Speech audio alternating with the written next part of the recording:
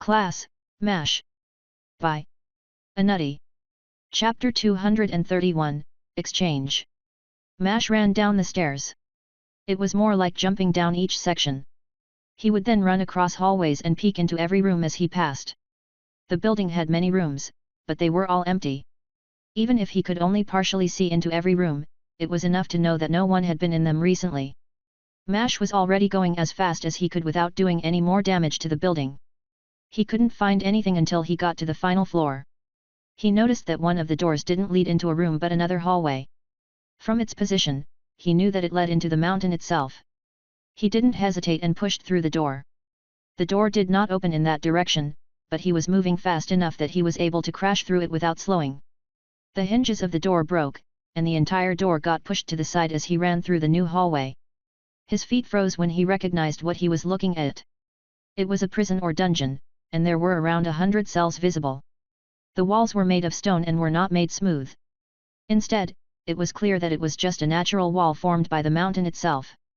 The grey stone was jagged and rough, even the floor was uneven. He also noticed that many of the cells seemed occupied and there was a gentle conversation echoing in the space. It died down to whispers quickly, but MASH had heard a dozen different conversations at the very least. He turned his head, facing the cell directly to his right. It was the first cell, but the reason he looked inside was because of the person he sensed within. His domain easily encompassed the cell, and MASH saw Daniel chained to the wall. A metal shackle was round both of his hands and had bound him to the wall behind him.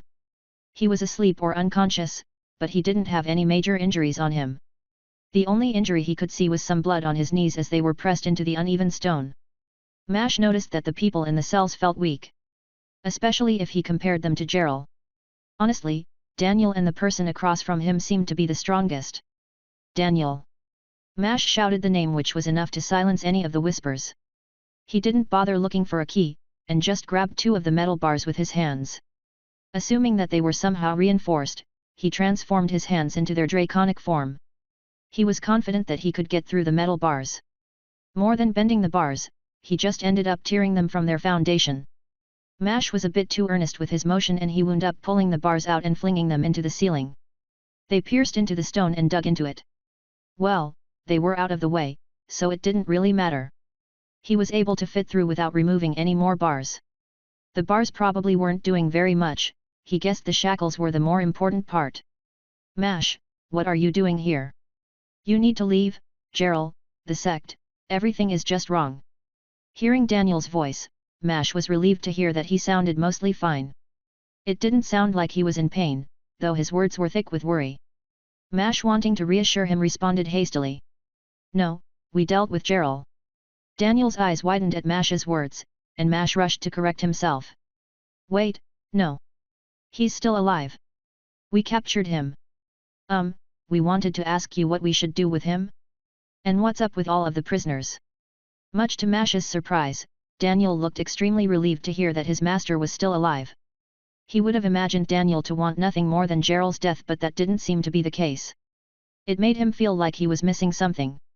There was definitely more to this story. What actually happened here? It was a question that MASH realized he didn't have a proper answer to. Gerald had claimed responsibility and had been hostile, but it didn't mean that he had actually done everything. Daniel started responding, his words taking a softer tone as MASH freed him from one of the shackles. It may as well as have been made of paper beneath his draconic fingers. It was fear. Simply, people were more scared of you than each other. Once they realized that they could kill one another for the power from the other world, everything just went crazy. Masters killed their disciples. Some disciples united to kill their masters. However, most just killed their fellow members. Those who had returned from the other world were targeted. MASH sighed, closing his eyes and turning his head upwards as he broke the last shackle around Daniel's wrist. He had warned Gerald to stop them from killing people blindly. He didn't think it would just cause them to redirect their attention elsewhere. It should have been obvious, but MASH had hoped that they would just return to their old ways. Nothing ever worked like that though. Once they had experienced a better way, there was little chance they wouldn't seek it out again. Fast advancement was important to anyone. His own world's callous attitude toward dungeons and one another was proof enough of that. It's not your fault. We would have ended up in that situation either way. At least this way my people didn't massacre another world first. Daniel's voice slowly lost its energy. His final words seemed to be devoid of all emotion. It sounded like he was done, like there was nothing left for him. Silence scratched at his neck, and he tried to fill it the best he could. Who are the others? Mash looked toward the cell across from Daniel. A single person was in that cell as well. It was a girl whom he didn't recognize. She was similar to Daniel in appearance but had long straight hair. It was a plain brown, that was slightly dirty, and it covered part of her face. She wore a white robe that covered her entirely. It was matched by Daniel's clothing, and Mash guessed it was meant for prisoners. Both had white robe-like clothing, though hers was designed more like a long dress, whereas Daniel had a shirt and pants. My sister. Priya. Please help her. All the people here refused to go to the other world but tried to stop the violence when it started. Gerald put some in here for their own protection, but we were put here for opposing him. He had been the one to kill the other masters. Mash started walking to the other cell, listening to Daniel's explanation as they moved. The way Daniel was describing the situation made him wonder why Gerald had acted the way he did. He had been downright villainous when they met him earlier, but maybe he was just mad at Mash in particular. If that was the case, Mash truly didn't know what to do. It made the situation even more complicated than it already was. Why did he attack us? He wanted to know the answer even if it made him feel worse. Daniel was more focused on his sister at this point. It made his response automatic, and he didn't bother with sugarcoating his words. I think he hates you, blames you for everything. To him, it was your arrival which did this to his section. Mash felt a chill rush through his body and something in his chest felt like it dropped. Daniel sounded certain. It made Mash's steps slow a little. The gesture did not go unnoticed either. Daniel seemed to realize what he had just said. Though it also has to do with the nature of his key. A person who follows a virtuous path gets corrupted by the more evil actions they commit. Taking a life is highly unorthodox. Normally we would only hunt dangerous monsters or fight for defense. I think the sect had been corrupted since the first instance with the portal. Back when we first ventured into the portal and killed those people. Daniel was obviously trying to console Mash, but his words had the opposite effect. It was like he shoved the blame in his face. The words stuck in Mash like a dagger, his words cutting deeply. It had framed the root cause of everything, and Mash saw himself as the source. The fact that Daniel was trying to make him feel better made the truth more brutal. Mash tried to push it out of his mind but couldn't stop thinking about Gerald. Realizing that it wasn't something he could avoid, he tried to shift the focus slightly. How does Gerald's ability work? He can copy a random skill. Daniel raised an eyebrow but shook his head slowly. He probably realized that Mash was trying to change the subject and let the conversation get dragged that way. Close. His primary path is known as the Path of the Bargainer. As far as I know, it only has a single technique in it. If someone accepts a gift from him, he is able to copy one of their techniques. That is all I know. Sorry. His second path is the metal robe he wears. I think it's similar to what you have. Mash quickly responded. His hands were already grasping the bars of the cell. This time he was more careful and didn't chuck the bars into the ceiling. It was a small victory. They still came out easily, and just dropped them on the ground. They clattered, bouncing a little as they slowed to a stop. That explains why he didn't have anything from Luke. Wait, how many skills does he have? The thought popped into his mind, and his gaze shifted upward. The full implication of what Daniel was said slowly churned in his mind.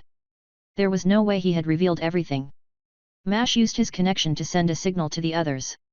He wanted Red and Luke to be on alert, and he wanted Jill to head back. If the three were together, he would feel a lot more comfortable. Mash wished they had a better way to detain the man. Staring at Daniel's sister, he realized there might be. Do those shackles block key? Daniel nodded once. Can you get them off? Another nod and Daniel moved beside his sister in a single fluid motion. She had been trapped in a similar manner to her brother. Daniel brushed aside his sister's hair and woke her. Daniel was to her side, so the first thing she saw was Mash, who still had the arms of a dragon. Daniel's sister screamed. It was the primal scream of someone who had just woken to find a spider crawling on their face.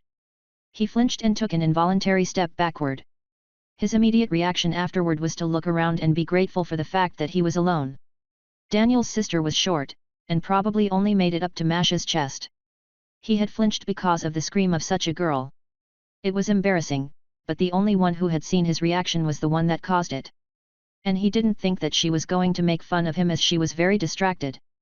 To scream like that would take a lot of focus. Her brother shifted so that their eyes would meet, after which he hugged her.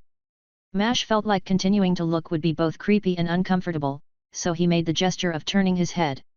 It didn't change what he saw as they were well within the range of his domain, but it certainly looked less awkward. Chapter 232, Survivors. The family reunion was cut a little short as Daniel told his sister of what had happened with Gerald. Although his explanation didn't really cover the fight. All Daniel knew was that Mash and the others had won, so he wasn't able to satisfy his sister's questions. Mash just smiled when she peeked over her brother's shoulder to look at him. Then she gave Daniel one of those "are you being serious" looks. Mash didn't think that was very fair considering how she had just screamed in fear because of his appearance. Mash wasn't trying to be intimidating, but he knew what he looked like.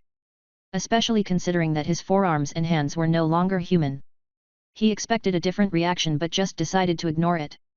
"I'm going to free everyone else." Daniel nodded in response to his words, and that was enough for him to leave the siblings alone. He went from cell to cell. Many metal bars had been pulled out of their sockets and were just haphazardly littered across the ground. A tripping hazard for anyone who wasn't paying attention. The process became repetitive. Daniel left to go and speak with Gerald. He would also use the shackles to stop Gerald from doing anything unexpected. His sister stuck around and helped calm down many of the prisoners. Apparently, the siblings were quite renowned within the sect. Mash didn't actually need to free everyone himself. When he was about a quarter done, someone had found the keys for the cells themselves. Well, they figured out what the key pattern was to remove the bars. The cells opened by using key to operate the cell. Some of the metal bars would slide into the floor when key was used in a particular way. Everyone he had freed had been trying to figure out what exactly that was. A young man with large round glasses was the one to figure it out, and Mash didn't stick around any longer. He immediately left, deciding he would just fly to the top of the tower. The top of the tower was quiet. His friends were with Daniel. All of them stood around Gerald, their gaze like those of a predator. Daniel must have told them about Gerald's ability. Mash understood their concern too. Gerald probably had hundreds of skills, and he had displayed almost none of them. The only skills he had used were their own. It might have been arrogance or madness, but he was expecting that there was something fishy going on and joined the others in their careful examination. "Master, please. Let it end, you can still find redemption. Give up on your misguided hatred." Daniel's words were unexpected. No matter what Daniel had said earlier, the fact that Gerald had killed a lot of people was true. Hearing how ready Daniel was to forgive him revealed just how close the two were. The way that they were interacting was like how Mash would be with his siblings or friends. It was that realization that made him realize one of the flaws he was still reinforcing. Mash would try his hardest not to kill people. Capture was one thing, but to actually kill them was to remove all of their connections. He was not so arrogant or foolish to think that there would never be a situation where he would take another life. It would happen, but it was his attitude that was the bigger issue. Being wishy-washy about most things was fine. He had to deal with each person as exactly that, a person. It wasn't a matter of race or group, it was always more individual than that. He hadn't been fair to the demons and had assumed the worst of every member of their race. In reality, he should have given them the same concern as he did with Eifel's people and the Kishiv. It was hastiness that caused all of his mistakes. While that was fine when the action only affected himself, he needed to be more certain in general. Not bold but certain. The question now was how to recover his confidence. To feel ready to make such decisions. For now, he would capture, instead of kill. Spare those he could, and deal with the consequences of his naivety. It would probably result in creating many enemies, but he decided that sounded good. If anything, he was kind of enthralled by the idea of having powerful people seek him out for a rematch. He might be addicted to fighting. This way he could leave the decision to kill someone more qualified. That is you. Or at least it will need to be. You cannot change what you have done, or who you are. You are a world owner and have become the leader of all people within it. Those whom you have taken in are beholden toward you. There will come a time when you need to make the decision. Mash did not want to hear that, but, as per usual, Priscilla was right. It was the painful truth of the matter. The reason he couldn't take the easy way out and just leave the important decisions to others. It was too late for him to change his path. He was responsible for a world, and he knew that there would be others. The more he reviewed his life, the more he understood what fate had in store for him. It was important for him to think about his decisions. Even those that ended up being a good choice. Pushing the important decisions onto others might work now, but what if something happened in his own world? Mash wished he could talk to his brother. Arthur always seemed so sure of himself, and he usually wound up making the right choice. Wait, why couldn't he just do that? If Arthur wasn't busy, then it would only take a minute or two to get in contact with him. Mash considered opening the portal right away but hesitated. He realized why he hadn't done it yet. When he spoke to Arthur next, it would be admitting to his mistakes. His awful decisions and the consequences of them. It was not something he was looking forward to. A distraction came to save him, as Gerald responded to Daniel's pleas. I will not bend. You should know that. Even if I'm blinded by grief and rage, I do not care. His eyes turned hard as his gaze shifted to Mash. The hatred caused his eyes to quiver slightly, almost like he was about to cry from the extreme emotion. Daniel held his hand out, breaking Gerald's line of sight. It is not his fault. You know that. Daniel raised his voice, causing everyone to flinch. It wasn't something any of them had seen before. His sister reacted similarly, and she jumped a little when she saw it. It doesn't matter. There is nothing left, no wisdom I can give to grant you a glimpse into my path. Gerald replied easily, completely ignoring the outburst of emotion from Daniel. Mash didn't really understand what Gerald was saying, but Daniel's head dropped down. Priya walked over and put a reassuring hand on her brother's shoulder. Mash didn't really want to listen anymore. Honestly, he accepted the blame, but he had other things he wanted to do. The sooner he could return to his home world the better. He would be able to speak with his siblings and they could find another dungeon to explore. Daniel, is it okay to leave Gerald to you? Is there anything else you want me to do, otherwise I kind of want to head home? I think the others feel the same too. Mash saw the others give him encouraging looks and believed that they wanted to leave as well. He would stay if Daniel wanted him to help with something, but he didn't think that Daniel would want him to stick around. Even if Daniel didn't blame him, many people wouldn't share his opinion. Plus, it would only bring more trouble to the sect. No, you are free to go. My sister and I will repair the sect and try and help Gerald. Hopefully, we can meet again under better circumstances. Daniel spoke without actually turning to face Mash. The gesture made him feel like they wouldn't see each other anytime soon. That was fine. Even if they were still friends, it was clear that they would both be busy with their own lives. And this world would probably be better off without Mash. They would need a lot of time to rebuild, and Mash didn't think that Gerald would ever forgive him. Mash's friends walked over to him, eager to return to their home. Even if they couldn't literally go home, they wanted to go back. He shared their desire and wanted to speak with his siblings immediately. Mash said one last thing before opening the portal. I am sorry. The words were for Gerald, but he obviously didn't care. Mash didn't know what had happened over the past day, but it had broken the master. All Mash could see in him now was a dark vengeance. It was practically a skill with how it permeated the air around him. The portal began forming behind Mash. He made it slightly bigger than a normal door and watched as the portal filled the wooden frame. The black energy swirled within the frame as it expanded to push against the wood. Their door home was open. Another mistake. Gerald had been waiting for that moment. As soon as the portal finished, he vanished, and Mash was barely able to follow what happened with his domain. Before even Daniel could say anything, Mash shouted. He went through the portal. Jill. Jill didn't hesitate in the slightest and teleported into the portal. She replicated Gerald's movement, and Mash hoped that she would be able to find him. Daniel rose to his feet and ran towards the portal, his sister catching his arm before he could enter. Her words were quick, but she wasn't trying to dissuade him. Don't hesitate. If you see him, fight to kill. Stay safe. The words almost sounded contradictory, but Mash let Daniel step through the portal. Red and Luke had already jumped in, and only Mash was left behind. Mash nodded to Priya. I will help him if I can. It felt like the right thing to say. He wanted to reassure her, but she didn't seem to want to hear that. The smile she had worn for her brother had turned into a frown. She definitely didn't like him. No, I don't trust you. Just don't get in his way. She brushed back her brown hair so that both of her eyes could glare at him. He felt like he couldn't say anything to protest her and decided to settle for a nod. One idea popped into his mind before he stepped into the portal himself.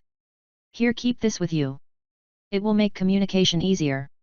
Mash left one of Priscilla's bodies. When the body actually appeared in his hand, Priya took a step backward. Mash explained the best way he could. He noticed that he didn't feel any of his capabilities decrease. That didn't feel right, but he would ask Priscilla about it later. He needed to get through the portal. It's like a technique. If I'm in this world, then we can communicate through it.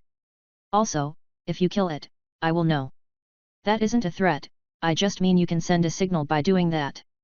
As he was speaking, the body slithered down his arm and over to Priya. Mash didn't wait for a response and entered the portal himself. He had been standing just in front of it, so he only had to take a single step to enter. The world shifted, and he was glad to find himself standing on familiar grass. Chapter 233, Problems for Later. Mash recognized where he was immediately. They were outside of the dungeon they had entered for their trial. The results of the sparring matches they had had here were still covering the ground. The occasional toppled tree and disturbed ground acted as evidence of frequent fighting. In this case, the damage was mostly done by him. The weather was nice, though he couldn't see the sun. It was late in the day, but not late enough for the moon to appear either. The sun was simply out of sight, but its light still illuminated the sky. He saw the others just standing around, Jill and Daniel included. Mash would have expected them to chase after Gerald, but it seemed like they were waiting for him. When Jill saw him, she pointed toward the dungeon portal casually. Her thumb directed his attention as she spoke. He's in there. She spoke so casually about it, but he was still pretty confused about the situation. He looked over the group as a whole, his disbelief painted on his face. Wait, what happened? I thought the shackles was supposed to stop him from doing anything? And how do you know he's in there? Daniel and Jill looked toward one another, and Mash realized he had directed questions to both of them unintentionally. He just kind of asked the questions as they came into his mind, not really paying attention to what he was doing. He had believed that Gerald would be trapped. Jill responded first. I placed a mark on him in our last fight. I know where he is, just can't follow him. The dungeon won't let us in. She turned to look at Daniel after replying. Mash had forgotten about her marks and was relieved by the reminder. Her skill would let her track him anywhere. He actually had one of those marks on him as well. That lessened his worry significantly and diminished his mistake as well. With all their skills, they could easily find and follow Gerald if he left the dungeon. Daniel started to speak, and all focus shifted to him. Everyone was curious to know what had happened. I do not know. I apologize, but the shackles should prevent any use of ki. Even now they should have stopped him. He won't be able to remove them on his own either. Daniel sounded so certain, and Mash felt like he was misunderstanding something here. He felt compelled to ask too. There is no way around it. What if he knew some trick? No, it doesn't function that way. It is a relatively simple item that simply interrupts the passage of ki. Imagine it acts as a closed gate for the pathway, nothing more. Once closed, it is just that. The response came instantly, and Mash frowned. He didn't quite explain what he intended. In his mind, there would always be a way around something like that, but he didn't know how to describe his idea. Maybe, Gerald had an item or something that worked around the shackle. It was Red who seemed to figure it out the fastest. What if the technique doesn't use any ki, or uses a different energy altogether? Her question made him realize the flaw of the item. Gerald might have gained mana when he copied their skills, but the skill fundamentally didn't require any mana. If that was the case, that would mean that Gerald would need to survive without using anything other than Mash's domain and Jill's teleports. While the combination of the two skills would make him hard to kill, it was a relief. He probably couldn't do much damage at the moment, and they would know when he left. Essentially, this meant that they could leave the situation alone until Gerald decided to make the first move. He was fine with that and wanted to do other things anyway. Daniel seemed to have a different idea. Yes, I believe what you suggest would get around the shackle. But I'm uncertain since his path should rely on ki. Daniel was always honest, and his response made sure not to make any hasty assumptions. It was something Mash could and should learn from. The conversation moved past the shackle, and they discussed their next course of action. It boiled down to a few decisions. Daniel decided he would follow Gerald, and Luke had given him his translation item. Mash would have done it himself, but he still couldn't remove any of the items he had attuned. After he received the item, Mash actually gave him one of Priscilla's bodies. Priscilla's recent evolution had changed her somehow. It was easier for her to develop bodies, and she actually had 5 left over after giving one to Daniel. Her abilities weren't affected as much by getting new bodies anymore. She was more closely tied to his own development. The stronger he got, the stronger she got. Both her individual capabilities and the strength of each body too. It was a welcome change because it would let him leave one of her bodies around more casually. He already had a few ideas of where to put them. Although, he wasn't completely free to just leave them everywhere. It still took her around 2 days to make a body if she focused on it. While Daniel wanted to chase Gerald, the rest of them wanted to visit their respective families. Well, everyone but Red. The way she had expressed her disinterest made it seem like she would literally want to do anything else.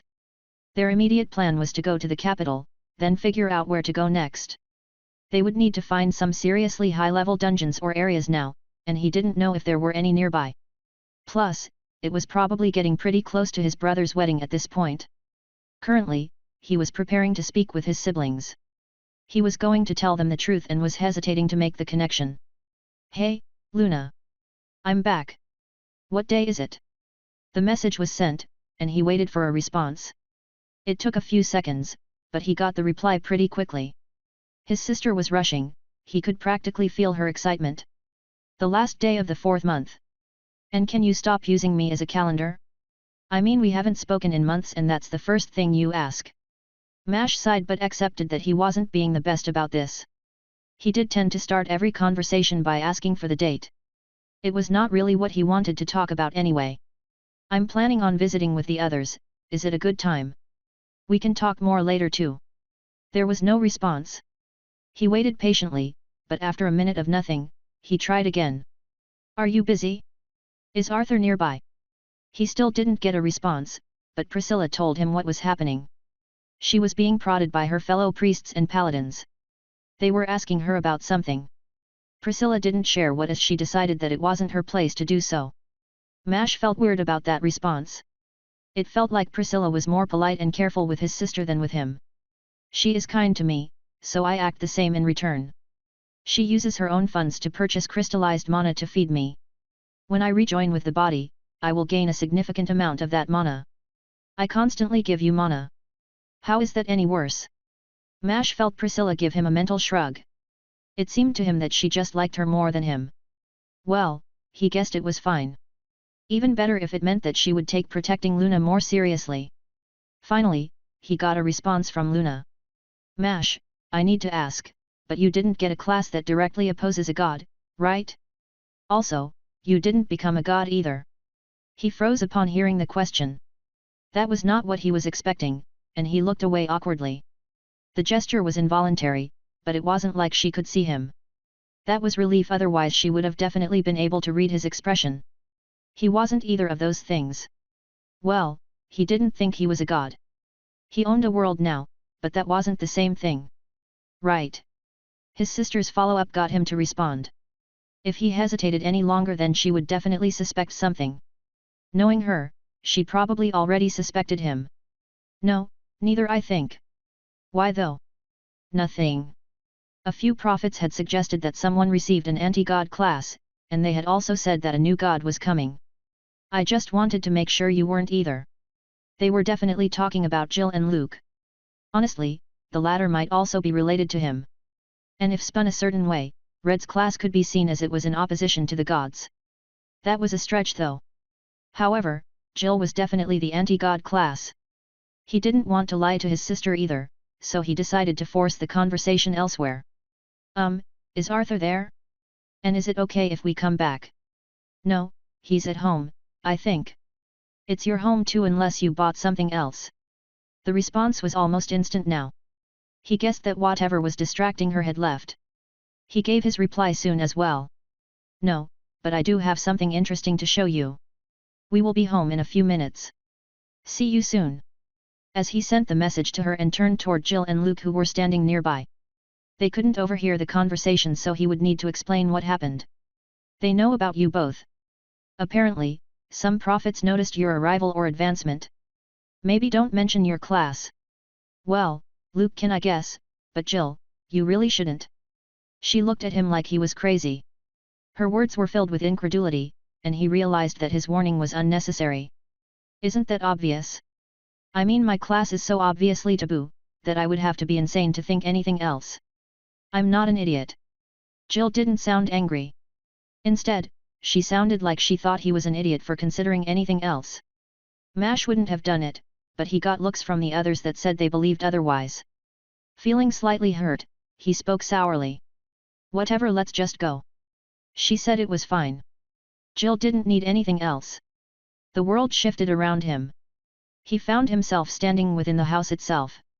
They were in the training ground. There were areas designated for teleportation and this wasn't one of them. He looked toward Jill, who didn't seem to care much about it. Not wanting to sound like a fool again, he made no comment on it. No one was in the training ground, but that changed in an instant. His brother along with Robert appeared at the entrance.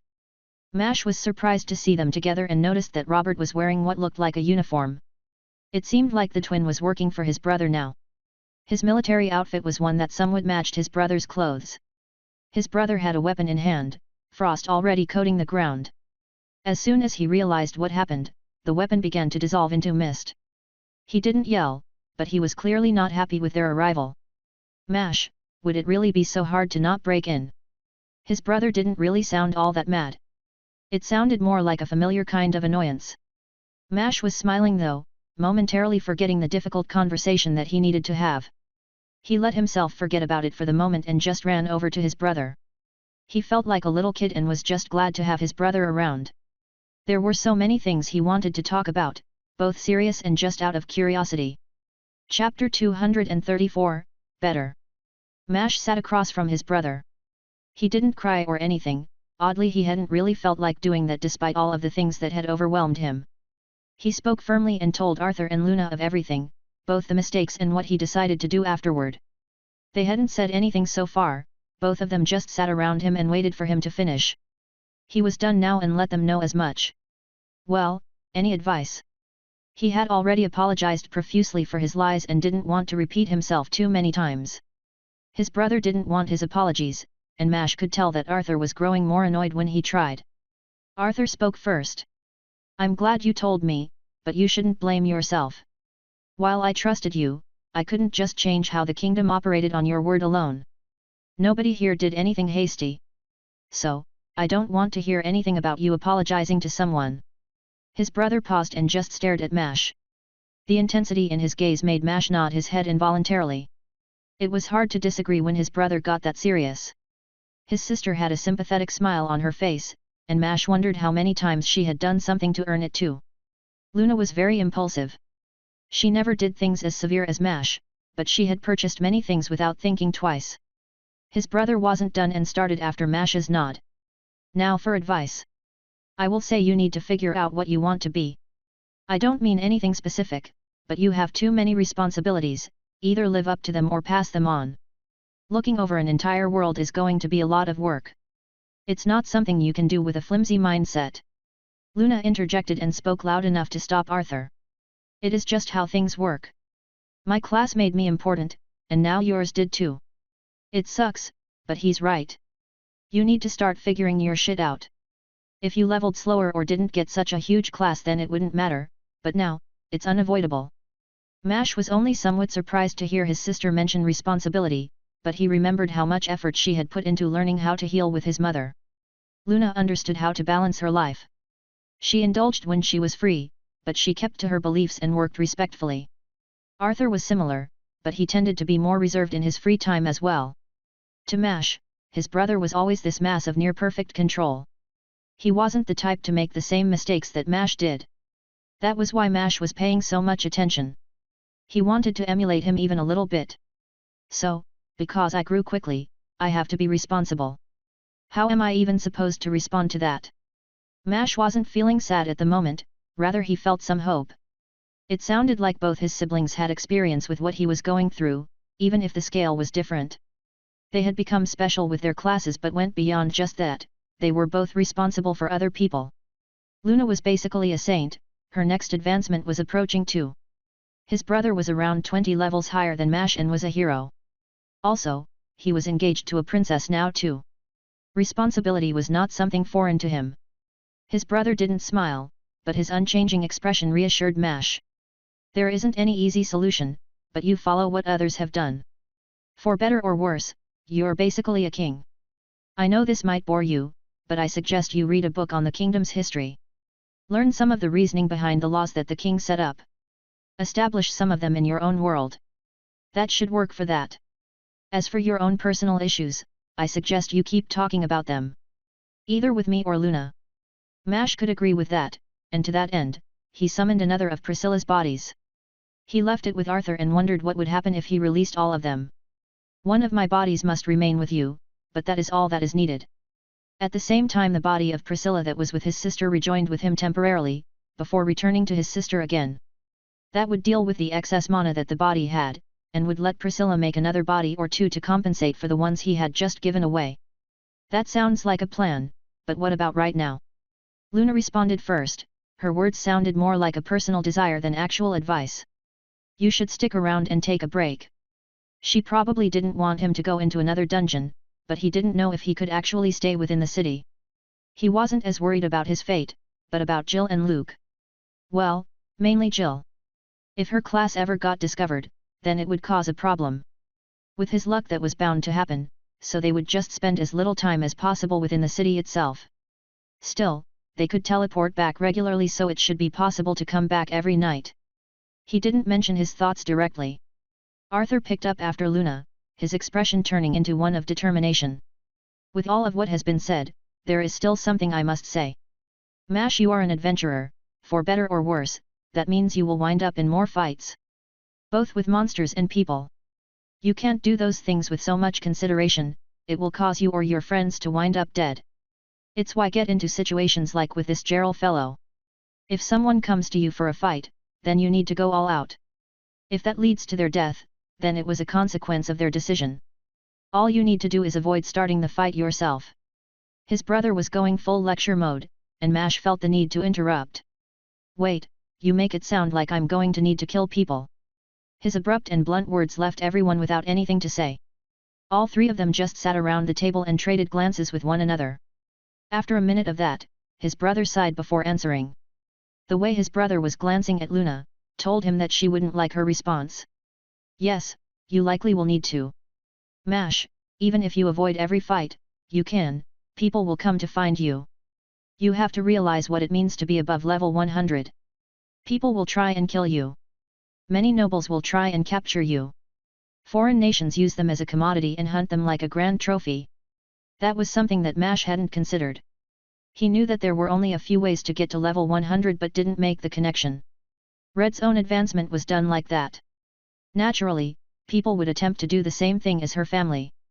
Luna obviously didn't like the sound of that, as now both of her siblings would be involved in more dangerous situations. His brother's words did make him think about what he should do next. He planned on talking with the others about it but didn't know what to try. Arthur had a suggestion though. I think you should go to the northern mountains. There aren't any people there, and the monsters are around level 100. You should be able to teleport back easily, and we can keep in contact through Priscilla. His sister's eyebrows creased, and he glared at Arthur. He literally just came back, and you want him to leave? Didn't you just say that people would be hunting him? Luna rarely got truly angry. Now was one of the moments. Arthur quickly shook his head in response. He did it so quickly that it almost seemed like he was scared of her. Let me finish. He is free to stay as long as he wants, but he can't be here for more than a week straight. Nobody knows he's here yet, but that will change. If he keeps moving and teleports regularly, it will protect more than just himself. His friends would be targeted all the same, and we can keep in touch through Priscilla. And he needs to get stronger. Mash wasn't sure if he was right but thought that it was as good a plan as any. Although he would still bring it up with the others. He knew that Jill and Luke wanted to visit their families, and it sounded like they would need to stick together for the time being. Actually, he didn't think many would try and kill Luke if they found out he was a demigod. Killing sacred classes like that was taboo everywhere. Can we get the others? I think we can talk about the rest with them, but yet, I'll try and stick to your advice. That marked the end of their family discussion, as they were moving on to something that would affect the others. Mash was tempted to tell his siblings about their classes, but he knew better than to reveal other secrets. It wasn't hard to find the others. They were sitting around a dining table and enjoying a fulfilling meal. They hadn't had the chance for that in a while. Mash sat down beside Luke and started eating as well. He would leave the explanation to Arthur. The food was good. It was a kind of stewed meat that was served with mashed potato. It was something he would expect from an inn, but he guessed that his siblings just preferred the simpler foods. They shared similar tastes, which made a lot of sense. The food was hot and spicy and extremely heavily seasoned. It was quite good at helping him relax after that conversation. His brother had moved to tell the others of what they discussed. His sister had joined him in eating and was just listening. It was going pretty smoothly. They didn't really oppose the plan and just said that they would visit their family first. The end of the conversation happened when Luke let the secret out. "I have a demigod class. Would people really hurt us?" Arthur froze, and Luna almost spit out her food. She was startled though and hit the table with her knee. It caused a mess, but she managed to avoid vomiting. "What? Mash, you said." She was angry, but he decided to just act like he hadn't noticed. He continued eating, shoveling spoonsful of the stew and potatoes into his mouth. Mash had mixed the potatoes into the stew and was able to eat everything mixed together. It was messy, but he preferred eating like this. He used to eat with more neatness, but his classes had changed that about him. Luna grabbed his shoulders and started shaking him with each word. "You said it wasn't you." His brother was thinking deeply. Even if he wasn't making any obvious gestures, his eyes were definitely appraising Luke differently now. Then his gaze drifted toward the rest of the group as if he was waiting for one of them to out themselves. Mash just kept eating his food. The truth was revealed as Jill shrugged her shoulders when Arthur turned towards her. Mash felt his sister's grip tighten and shaking grew more insistent. She made it a lot harder to act oblivious. His brother's gaze ended on Mash, and he regretted bringing the conversation out here. Arthur didn't turn his head, but he spoke to the whole table. "I guess, we should adjust our plans. And I would like to see what your classes are like." Chapter 235, Simple Adventuring. Surprisingly, the next 7 days went by without any interruptions. Jill and Luke managed to visit their families, and Jill even set up some marks with them for easy teleport. Other than that, Mash did what his brother suggested and read some books. He studied what he could about the kingdom's history and learned the reasoning behind some of its laws. Mash considered which of these he would want to implement but decided he wouldn't do anything yet. The elders would certainly have established some form of order, and he had been able to track it too. One of the things he had done in his free time left one of Priscilla's bodies in the other world with the elders. He told Priscilla to inform him if anything crazy happened and to just keep watch over the people. It was a simple enough task and something that seemed unnecessary. The elders had seemed to have everything in order, and his world had been developing nicely. They kept to his request and didn't develop any of those square-efficient cities. Mash even had the opportunity to show his siblings the world. Both had been very interested in seeing it. He remembered explaining the skill to them and tried to brace their expectations. Even still, they had been amazed by the tree. They met with the elders and saw the Kishiv but hadn't been able to communicate. Mash acted as a translator for them, and Arthur was rather interested in the technology that the elders had. He had even gone so far as to pick up one of their weapons. The elders called the long tubes of metal a gun. The name had some special meaning, but they didn't explain it. Arthur had grabbed some of the weapons and suggested that it might be possible to get a gun-related class. That would certainly be something to see. Other than those things, Mash hadn't really done much else. He did make some more enchanted items. It was something he should have done before, but only really found the time this weekend. He made many more staffs and javelins but didn't bother with any swords this time around. He just didn't think it would be as necessary. If he was fighting to kill, he wouldn't be relying on items. The weapons would be best for limiting or restraining an opponent. At least that was what he planned on using them for. He did make a few shields, though they were for his friends. They relied on attuned items, but the items he made would be better suited for immediate use. Each of them had taken 2 shields and javelins. The weapons would be useful if they ever found their skills being sealed. Once he was done with everything he needed to do, he just spent some time relaxing with his family. He talked with his siblings more often too. The others had used the time to relax wisely. They trained with their new skills. Mash did a little but didn't really get as invested as he normally would. It felt like he had been overworking his mind, and he just wanted to let some of the stress bleed away. The only thing he really tested was coming up with new combinations for his forms with Priscilla, some of which he hoped to test soon. The 4 of them were currently in the air. They were just beneath the clouds and flying northward as his brother had suggested. Arthur had told them where to go and had said that they would know when they got there. It was a snowy valley that was contained by an almost circular mountain range. His brother described it as looking like it was made that way. It would be extremely unnatural with how perfectly enclosed the zone would be. Mash stared ahead and finally saw something shift. So far, all he had seen was either forest or grassland. The occasional village or town was sprinkled on the landscape. Mash realized that his world was surprisingly bare, in comparison to the ones he had visited before. The Elder's world hadn't had much unexplored territory, and many towns and cities were cluttered over the world. There was a lot more space between the settlements here. He never would have thought about it like that without having seen another world. In the distance, he spotted what looked like a wall of falling snow.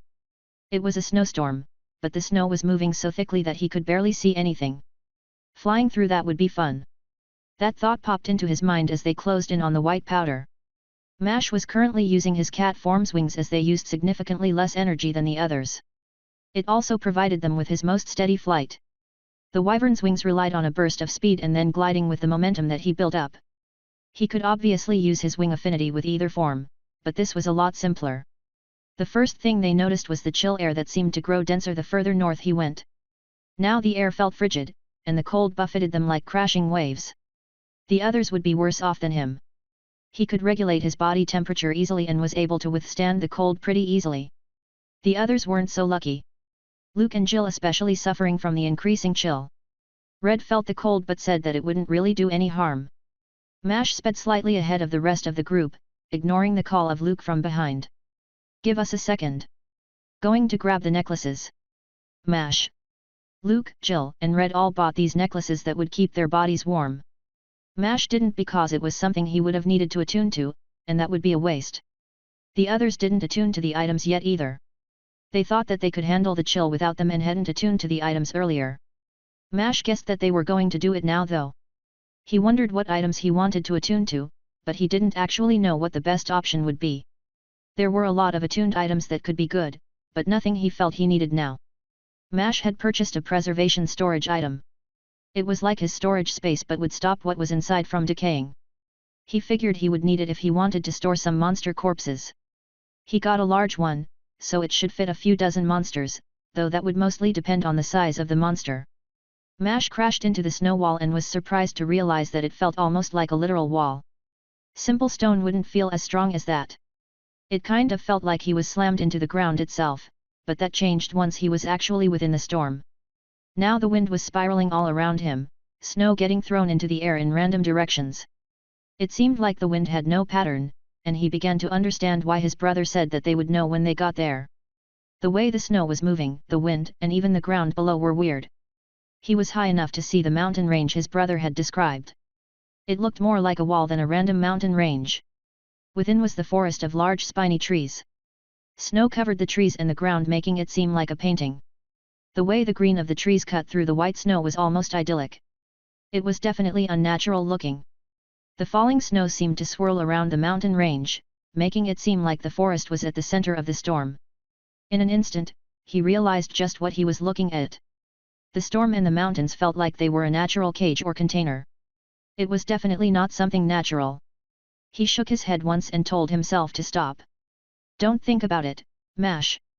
You are here to fight monsters, not solve some weird mystery." Mash actually said the words aloud, needing to hear the reminder. It was probably dumb, but he found that it helped him restrain his curiosity. The way he was pulled toward those kinds of mysteries and thoughts was something he wanted to avoid at the moment. A simple task, a simple goal. That was all he wanted. He would stick to that and kill some monsters. Unless, of course, the others thought that there was something worthwhile here. He shook his head again. Hoping that the others would feed his curiosity was stupid.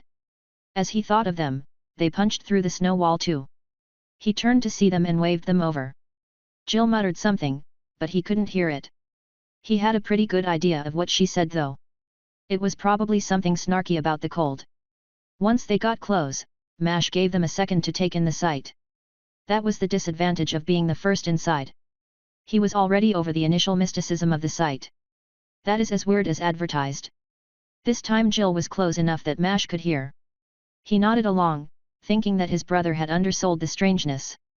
Let's get down there. Seems like it won't be as cold as out here. Luke spoke as he started descending toward the forest. He was probably right about the temperature, as the forest was free from the harsh winds. It really seemed like the storm didn't touch anything within the mountain range. It blew some snow over the field, but he wouldn't call it a storm. It was more like a gentle flurry. All of them descended into the ravine and broke through the second wall of wind as they entered into the forest's range itself. Mash could only describe the experience as weird. His domain was going crazy, and he feels something floating in the air around him. Several somethings, and he noticed them clogging the space around him and his friends. He couldn't see them with his eyes, and the others obviously didn't notice them either. Mash thought about it and decided that speaking aloud would alert whatever it was. Priscilla, tell the others and any idea on what it is. He got an almost immediate reply. No, I do not know. It almost seems like life has been given to the mana around you. Mash tried to see what she was seeing and understood what she meant. He could vaguely make the outline of the creatures and realized that they were kind of like fishes. They didn't seem harmful. Honestly, they were like weirdly large fishes. They passed through and around Mash and his friends and didn't impede them in the slightest. Mash reached out to one of those near him and attempted to move it with his energy. It was the simplest gesture one could do, and it worked. However, as soon as he touched one of them, it flashed a bright blue. Everyone was able to catch a glimpse of the creature before it darted away. All of the creatures around him darted away. Mash almost dashed toward it. Stop! We're here to kill monsters. Mash was the one to speak, but he was also the only one who had moved. The others were calmly hovering around him. The words were for himself though, and they managed to stop him from blindly chasing the strange creatures. He was getting paranoid, and he knew it. Man, it was hard not to overthink things. Chapter 236, Frostlands. They had to weave between some trees to land on the ground properly. Their feet immediately broke the mostly unblemished snow. It crunched in that way that only snow could. It was cold beneath his bare feet, but not much colder than when he was in the storm. Turned out that snow in the sky was just as cold as snow on the ground. Which was an obvious thing in hindsight. What did he expect? Snow would obviously just be snow. Mash snapped his head to the side. He was able to notice some tracks in the snow with his domain. Wolf tracks. Mash spoke confidently and pointed them out to the others. His brother had told them of some of the types of creatures that could be found here. He hadn't mentioned the weird mana fish things, but he did mention some Arctic pride wolves. They were creatures that could blend in with the snow but didn't really have any magical abilities. However, the monsters had significantly more raw stats to compensate for the lack of abilities. There were other more interesting types of creatures here, but he was after a specific insect species. According to his brother's information, there was a system of underground tunnels beneath the ravine. Mash would find some large insectoid creatures within them. His brother had said they were called icicle spiders because of how they blended into the cave. They would be indistinguishable from normal icicles, but he would be able to detect them with his domain. This is what he really wanted to find. These spiders had the ability to heal themselves with magic, and he wanted Mash to steal the ability. Monsters rarely had healing magic. It wasn't that they wouldn't heal, rather they would do so through a natural process. While something like that was helpful to Mash, he would gain more by gaining a magical affinity. It seemed like they would find the wolves first. Jill started walking in the direction of the tracks, Red and Luke quickly joining her. Mash lingered for a second, looking around and taking in the forest. The snow covered the ground and partially filled the pine trees. The trees weren't very big. Even the tallest he saw was only about as big as a house in a village. He started after the others, jogging a little as he realized that they weren't going to wait for him. Once he caught up, he slowed down to match their pace. They had planned what to do when fighting some of the monsters with more advanced capabilities, but they should be able to handle packs of the wolves individually if they wanted to. They would just compete for the monsters, though Mash would hold onto the corpses. Plus, he would eat whatever didn't fit in his storage. It was a plan to maximize his gains. While it would suck to miss out on selling the monster parts, it didn't really matter to them. They had plenty of money still and could mooch off his siblings if needed. No, money would never be an issue for them. The general plan was a simple one, and they proceeded with it in mind. It took a while, but they all noticed once they found the wolves. Or rather, they were found by the wolves. Mash wondered if the monsters could somehow sense his domain, as they hovered just at its border. He had only noticed one because his step had taken him into its path as it skulked around them. Mash didn't let the creature stop his movements, and he just kept walking normally. At the same time, he told Priscilla to send messages to the others. The wolves probably couldn't hear into their minds. Now that he was looking for the wolves more carefully, he noticed more small movements just beyond his sight. A shift in the snow, or a track that hadn't been there previously. The wolves were very good at avoiding his direct vision, but they still left a few tracks around. Judging from the tracks, they didn't seem particularly large, though his brother had suggested they would be around as big as a horse. When everyone was able to notice the signs of the wolves, he guessed that there was an entire pack following them now. Mash could feel himself getting a little excited now. To have a fight where he didn't need to worry about any implications. This whole journey was designed for this purpose, and these monster bodies would be useful for advancing his path too. He didn't run off on his own or even transform just yet. He was a little worried that doing something like that would make them run. Without doing anything overtly, he changed his body in more imperceptible ways. Specific transformations like he was doing now used more energy, but it was well worth it.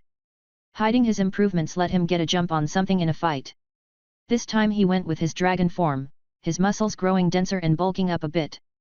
When the fight started, he would grow his scales, but for now, just focused on getting the stat improvements. The others didn't have any preparations to make right away. However, they had sprung into motion the same moment he did. The first wolf appeared from behind them, lunging at an unsuspecting Jill. She looked the friendliest of the group, but she was the worst target to attack first. Mash or Luke wouldn't have been able to dodge the surprise attack. The wolves were insanely quick, and the jumping wolf looked like a white blur. Mash wondered about how high these things' stats were and started the process of growing scales over his body. Though it was smaller than he expected.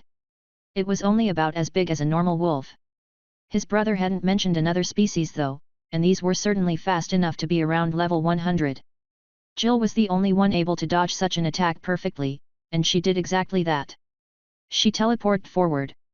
She spun, her needle formed in her hand, and she plunged down at the wolf as it skidded across the snow. It was moving so quickly that it couldn't turn, and it ran into Jill's waiting weapon. With the way her weapon worked, the wolf's thick fur and muscles didn't stop the spear's tip in the slightest. It plunged into its body. It pierced through its neck and dug deep into the wolf's body. At that moment, dozens of wolves sprung out at them. Mash's body glowed. Everybody was glowing as Luke's buffs started on all of them. The boost from the buffs and his transformation was enough. He could keep up with the wolf's movements. At least he could do it with his eyes. His body was a different matter, and two wolves crashed into him. Even if he wasn't able to move as fast as them, his scales had made him into a wall, a mountain. Snow erupted outward from the impact in a circular puff from the wolf's fur, which felt weirdly hard against his scales. They were almost needles, and they made a scraping noise as they brushed his hardened scales. Mash wasn't paying much attention to the wolves, his mind was focused on his clothes. The path did a lot of interesting skills when used with his skills. His clothing also scraped against the wolf's fur. It was like it had hardened partially to match the change to his own skin. It reminded him a little of Geralt's robes, though he didn't grow blades. Another wolf jumped him, it attempted to bite through his neck, but it couldn't pierce his scales. It did manage to push on his neck though, and he felt like it was harder to get a proper breath out. He decided it was time to refocus on the fight. 3 wolves clung to him. One was pressing on his neck while the other 2 were attempting to restrain his arms. They were succeeding in stopping his movements, but they weren't able to get through his scales. The worst injury he would get from them would be an internal one. Plus, they couldn't stop his magic, and he discharged some lightning all over his arms. It wasn't strong enough to kill the wolves as he was worried about hitting the others, but he made sure to use enough power to get them to release his arms. Once his arms were free, he used one to grab the wolf that was on his neck. His clawed fingers dug into the wolf's eye sockets. He heard a yelp of pain from the beast as it released him, but Mash didn't hesitate and crushed the wolf's skull. The monsters were fast and strong, but they were not durable. The 2 wolves that had been holding his arms were still stunned. Wood grew around his free hand, changing its shape to match a dragon's mouth. He used it to take a bite out of one of the wolves. The chunk of flesh he was hoping to get didn't come off as easily as he had wanted, and the other wolf managed to flee. The stun from the lightning hadn't lasted very long on the monsters. They weren't as durable as Mash, but they weren't frail either. That was evident by how much Red was struggling to get any killing blows. Normally, her new abilities would let her kill these beasts with even the smallest scratch. Maybe it was the cold temperature, but he thought it had more to do with the monster's natural resistances. They were clearly adept at withstanding her infection. That didn't stop her from infecting as many wolves as she could. Mash wondered if her skill would spread from things other than attacks. If it was possible, then she might end up destroying the entire ecosystem here. He turned his body roughly to the side, the motion managed to tear the wolf's body apart. He started eating it immediately, his wooden limb handling the digestion. With his other hand, he did something else. It was a test. He didn't consume the other body but used chimeric reconstruction instead. The wolf's body began to dissolve and melt into his own. It restored some of the damaged muscles but didn't give him the same rush of power as before. The skill didn't seem to count as consumption for his mimic's avarice. He was glad about the test. That was the only thing he wanted to try with these wolves. Now he could focus on the fight alone. The others were already doing just that, and they had killed many more wolves than him. Although it was hard to tell how much Red had done with how her skills functioned. He let himself slip into the flow of the fight. He relied more on his wood magic than lightning. His friends were too close for him to use such indiscriminate magic. With his wood, he grew spears from his body, jabbing them at any wolf that he could. Many of the spears just broke against the force of a dashing wolf, but some managed to punch into them. When that happened, he began consuming them from the inside out. Even if he didn't save any corpses that he killed, there would still be plenty of usable material from the others' fights. Luke was especially good at killing them without doing too much damage. His attacks did damage to something deeper than the body, and the monsters died with little more than bruises. He would harvest those. As the ones Jill killed were covered in blood or were squished from falling from a great height. The ones Red killed didn't look like they were safe for consumption of any kind. Mash noticed something beyond the wolves that were attacking them. He had seen a larger wolf in the back. Caught only a glimpse of it when he had turned and grabbed another one which was jumping at him. He guessed that was the pack leader. It was bigger than the others and had noticeably darker fur. Well, it was grayer than white. Mash edged towards it a little and his domain touched the creature. As it turned out, it was not the pack leader. There were several of the larger wolves just beyond their current fight. It seemed like the monsters were more intelligent than they seemed. The wolves they were fighting must be something like scouts. He knew he was smiling now and let it stretch from cheek to cheek. Chapter 237, Fur. Mash wanted to bring the bigger wolves into the fight but didn't have any idea about what to do to provoke them. As soon as he saw any of them, they left his line of sight. Their reactions made him feel like they might have a skill related to it. Now that he was thinking about it, even the smaller wolves were good at attacking from his blind spots. Or at least his blind spots if he didn't have his domain. That gave him an advantage, and it was one he took full advantage of. His hand snapped back, and he caught another wolf that was aiming for his neck. It was the third one so far that had attempted the same attack. That made the attack far too predictable. Even without Jill's foresight, he knew where the wolves were going to attack. He got the wolf in his hand, he was physically holding the creature's mouth shut. It tried to scramble away by kicking off him, but he didn't let it get away. Wood grew from his hand, a sharp spear that pierced the wolf as he was holding it. He let it go until he felt the creature die. Two more wolves ran toward him, and Mash could see another set of 4 trailing them. It seemed like the monsters were changing their tactics. He didn't think it would matter.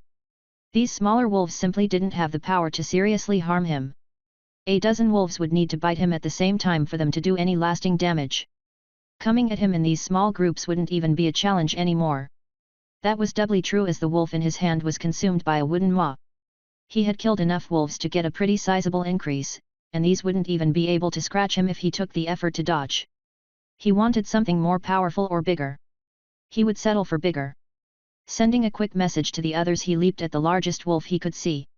He only caught a small glimpse of one but jumped with all of his strength toward it. The snow was kicked upward. It improved the wolf's camouflage, but he wasn't worried about the others. These monsters weren't very strong, and he had yet to gain any levels. He was beginning to think that the smaller wolves were their children or something. He broke through a gap in the trees, a few branches being scattered as he struck a densely furred body. The fur was grey and prickly. It scraped against his scales and actually managed to scratch them. The creature's fur even made small holes in his clothes. That was surprising and worrying. If they could do that to him, then he doubted that normal people could even touch these creatures. In fact, most armor would be completely worthless if the wolf's fur could pierce it. The only blessing was that the fur wasn't all that long. Even if it managed to pierce his body, it wouldn't go that deep. It would hurt though. The wolf had been in the middle of a jump itself, though it was moving to the right. It was obviously trying to get out of his vision, but it was too slow for that. His crash with the wolf was more like a tackle, and he pushed off the ground with one foot to turn and send it flying. These were probably the wolves his brother was talking about. It was easily as big as a horse, and it crashed through a tree from the force of the tackle. The tree fell on top of the wolf, obscuring it slightly. Mash didn't get to follow up on his tackle as he received one in return. Another of the large wolves jumped at him from the side. It crashed into his chest and head, and he was sent crashing to the ground. He turned sharply from the impact, his right side crashing into the snow. It was like he had been spun. It used the force to cling to him and pushed him further into the snow. The monster was faster than the smaller variants, and its full-speed tackle was not avoidable. At least not without his hunt skill buffs. Pain shot through Mash's left eye as some of the wolf's fur dug into it. His scales managed to stop him from getting more injuries, but his eyes didn't boast the same defense. The vision in that eye immediately went black, but he fought despite the pain. The pain could only be described as annoying. It strangely didn't hurt as much as he thought it would. Instead, it was a constant irritation, one that made him want to rub at the eye immediately. But first, he needed to get the damn wolf off him. It kept pushing him further into the ground. However, Mash realized the others weren't nearby. He could use his lightning again. To his own surprise, he growled like the wolves were doing. It wasn't something he thought he would ever do, but just found himself imitating the gesture. Then in one sudden motion, he pushed against the ground while releasing the lightning. He didn't need to care about accuracy and aimed it at everything he could see within his domain. Once the wolf had knocked him over, more had dared to step into his domain. That would be their mistake, and lightning lanced out from him like he was some kind of porcupine. The whole world around him flashed white, and the wolf that was on him was sent into the air. The force of his shove added to the burst of the lightning. Nearly all of the wolves around him got struck, but a few at the edges of his domain actually managed to jump behind trees. There was no way they were faster than lightning, which meant that they must have predicted his skill somehow. Magic detection? His brother hadn't mentioned anything like that, but he expected a monster at this level would need some way to respond to magic. The question was how it worked. He wanted to know to modify his own transformations later. Though he would hopefully learn about it when trying out the wolf form. The monster probably wouldn't give him any affinities, but now he was looking for more than just skills. He could essentially adopt anything the monster could do and mix it with another. The biggest strength of his class was its ability to compensate for its own weaknesses. The wolf that was on top of him had been dazed by the sudden explosion of lightning. Those outsides of the range were still blinded by the overwhelming light. It was loud too and would probably draw the attention of more than just the wolves. This place probably didn't get lightning very often. If there were other adventurers around, he would have alerted them of his presence. Well, that wasn't really an issue here. One of the advantages of being in a high-level area is that they would be unlikely to find any adventurers or people there in general. There was no hesitation in his movements now, and he tried to take a bite out of the larger wolf. His right hand was still a wooden maw, and he attempted to tear off a chunk of the wolf. The wooden teeth managed to bite into the wolf's flesh, but it got stuck against its muscle. The wolf's muscle was dense, it was like biting through some stone. Though Mash did manage to stain some of its fur and the surrounding snow in red. Its blood leaked from where the wooden teeth had pierced its skin. Mash didn't let go of the wolf as it attempted to jump away. Although he couldn't actually stop it from jumping, he just clung to it like a tick. With his wood holding him in place, he used his real hand to tear off a smaller chunk of the monster. The claws from his dragon form had a much easier time of tearing through the wolf's muscles. After getting his chunk of flesh, he let go of the monster and rolled away before another could bite him. He had tracked another of the wolves leaping at him, and just barely dodged it with the roll. It crashed into the already injured one, covering both with its blood. Mash could only imagine how much it would hurt. The injured wolf would have its wound pierced by the other wolf's fur. The hurt wolf let out a pained scream. It didn't have the power or intimidation of a howl and felt more like a shriek. Mash looked at the piece of meat in his hand. It was partly covered in fur and was dyed red by blood. It would be hard for him to eat it with a wooden limb, but he should be able to manage it with his actual teeth. He didn't like the taste of raw meat, but he shoved the whole piece in his mouth. It made his cheeks puff out comically, and blood leaked from the corners of his mouth as he chewed. The fur cut his tongue and the inner part of his cheek, and he really only tasted blood. The meat itself was completely drowned out by the large amounts of blood he needed to bite through. Mash was a little afraid to swallow it. The fur would probably cut up his throat. He trusted that his skill would protect him though and swallowed as best as he could. It hurt more than he thought it would, but he managed to get it down.